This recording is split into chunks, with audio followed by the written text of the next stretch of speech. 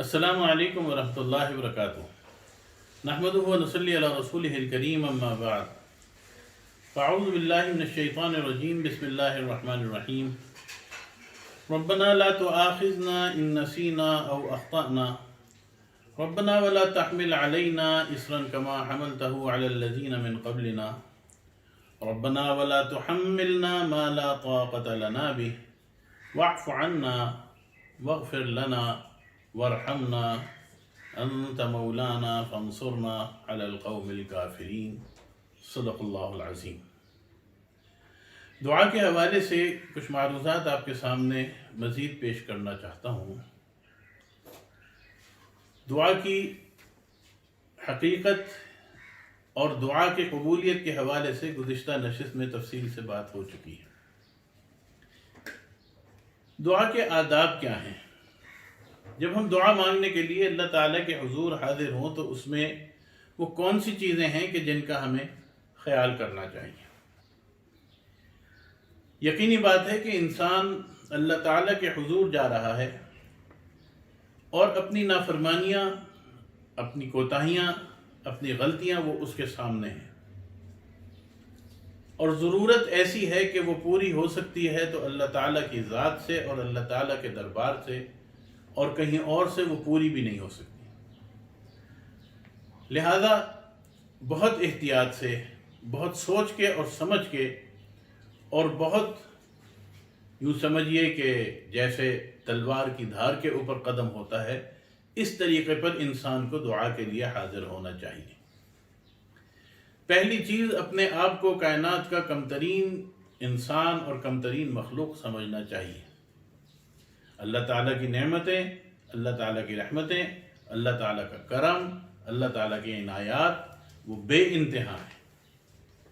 کسی چیز کو اللہ تعالیٰ نے اپنی نعمتوں میں سے کسی چیز کے ساتھ مشروط نہیں رکھا، اور اگر کسی ایک چیز کو بھی اللہ تعالیٰ اپنی کسی ایک نعمت کو بھی اللہ تعالیٰ اپنی عبادات کے ساتھ مشروط فرما دیتے تو آپ کو پوری کائنات میں اللہ تعالیٰ کا کوئی نافرمان نظر نہ آتا۔ سانس چلتا ہے، آپ کا پھیپھڑے کام کرتے ہیں، آپ کے دل آپ کا کام کرتا ہے، گردے آپ کے کام کرتے ہیں، جگر آپ کا کام کرتا ہے، خون اپنی رفتار سے آپ کی نسوں میں بہتا ہے، دماغ آپ کا کام کرتا ہے جو کہ ہر وقت 24 گھنٹے اس کا کام ہے کہ پورے جسم کو کنٹرول کرتا ہے۔ کس کس چیز کا انسان ذکر کرے اور کس چیز کا نہ ذکر کرے۔ ایک لقمہ انسان کے سامنے آتا ہے، منہ میں چلا جاتا ہے، حلق کے اگر عضلات کام نہ کریں، حلق کے اگر مسلز کام نہ کریں تو وہ آپ کے پیٹ تک نہیں پہنچ پاتا، اور کبھی اس میں ذرا سی کوئی کوتاہی، کبھی کوئی حساب میں کوئی گڑبڑ ہو جائے، اور یقینی بات ہے کہ اللہ تعالیٰ یہ چیزیں انسان کو اپنی قدرت کے طور پہ دکھاتا ہے کہ ہمیں اکثر اچھو لگ جاتا ہے۔ اچھو کیوں لگتا ہے؟ کہ جب انسان خوراک کھاتا ہے تو اللہ تعالیٰ کا ایک نظام ہے کہ اس کی سانس کی نالی بند ہو جاتی ہے تاکہ کھانا جو ہے وہ سانس کی نالی میں نہ چلا جائے۔ کبھی اچانک یہ ہوتا ہے کہ وہ سانس کی نالی کھلی رہ جائے تو کھانا اس سانس کی نالی میں چلا جاتا ہے، اور پھر انسان کا کھانس کھانس کے برا حال ہو جاتا ہے۔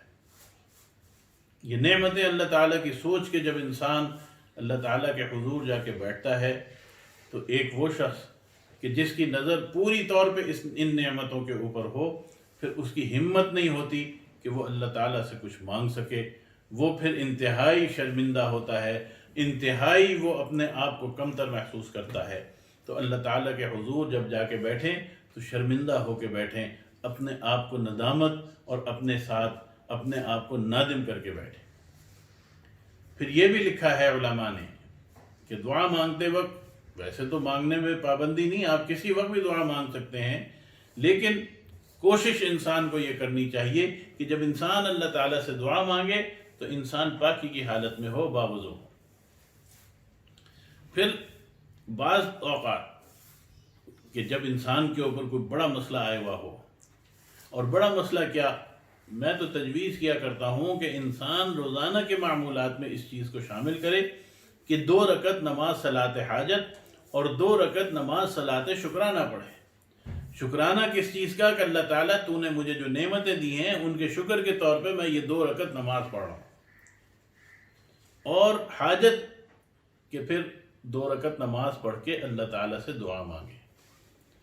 اور یہ بات بھی ذہن میں رہے کہ جب انسان نفلی نماز پڑھتا ہے تو نفلی نماز کے سجدے میں جب انسان جائے تو اس سجدے میں سبحان ربی الاعلیٰ کے بعد وہ کچھ اپنی دعائیں بھی مانگ سکتا ہے، لیکن وہ دعائیں عربی زبان میں ہونی چاہیے۔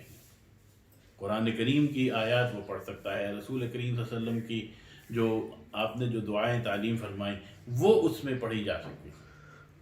میں یہ بات اس لیے عرض کر رہا ہوں کہ آداب میں کیا چیز ہے کہ ایک تو انسان اپنے ساتھ ندامت لائے، اپنے ساتھ شرمندگی لائے اور پھر عبادت لے کے آئے، یعنی کچھ رکعتیں نماز کی پڑھ کے اللہ تعالیٰ کے حضور وہ دعا مانگنے کے لیے حاضر ہو۔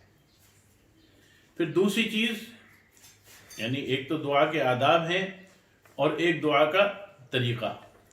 دعا کا طریقہ کیا ہے؟ دعا کا طریقہ آپ کو معلوم ہے کہ جو مروجہ ہے کہ اس طریقے پر ہم ہاتھ اٹھا کے اللہ تعالیٰ سے دعا مانگتے ہیں، اور یہ ہاتھ اٹھا کے دعا مانگنے کا طریقہ ہے جو احادیث میں جو رسول کریم صلی اللہ علیہ وسلم سے ہاتھ اٹھانے کا طریقہ منقول ہے وہ یہ ہے کہ جب آپ ہاتھ اٹھاتے تھے تو نہ ہاتھوں کے درمیان بہت زیادہ فاصلہ ہوتا تھا اور نہ بالکل ہاتھ جڑے ہوئے ہوتے تھے، تھوڑا سا ہاتھوں کے درمیان فاصلہ ہو، اور یہ جو آپ کی کوہنیاں ہیں دونوں یہ ملی ہوئی نہ ہو یا آپ کے سینے کے اوپر ان کا وزن نہ ہو، بلکہ یہ بھی سینے سے تھوڑی سی ہٹی ہوئی ہوں تاکہ ان کا بوجھ آپ کو اپنے کاندھوں پہ محسوس ہو۔ تو یہ طریقہ ہے ہاتھ اٹھا کے دعا مانگنے کا، اور اس کے بعد جب انسان دعا کی تکمیل کرے، آمین یا رب العالمین کہے، اور آخر میں درود شریف پڑھتے ہیں۔